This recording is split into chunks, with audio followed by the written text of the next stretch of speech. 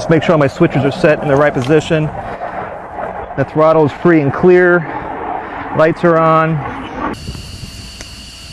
X-ray Tango radio check. There's a strong sense of excitement for this flight. Shortly before takeoff, with the engines whining and a cockpit cooling system blowing at its max, Clements exits the cockpit. He then closes the canopy via a remote switch. Powered up and ready for flight, the F-16 begins to roll down the runway without a pilot in the cockpit.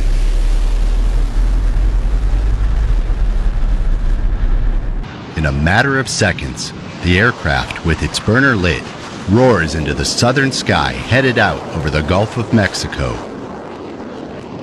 It's the first time ever an F-16 has flown without a pilot in the cockpit.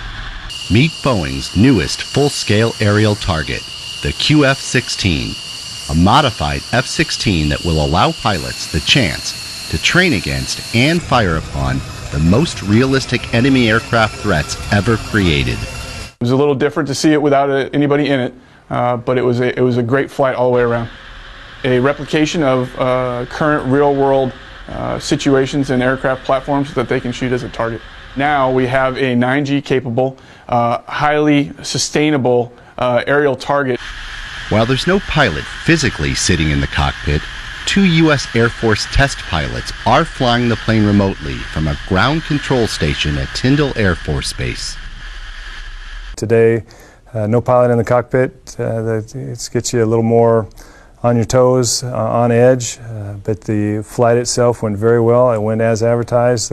The jet performed well and did what it was supposed to do. While in the air, the unmanned QF-16 reaches an altitude of 40,000 feet, a speed of Mach 1.47, and engages in aerial maneuvers such as a barrel roll while pulling more than 7 Gs.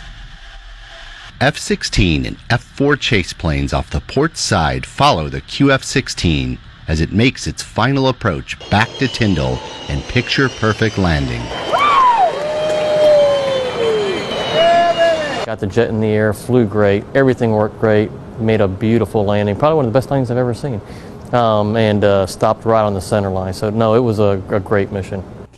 So far, Boeing has modified 6 QF-16s, all of which had been stored at Davis-Monthan Air Force Base in Arizona. In fact, the plane used in the first unmanned flight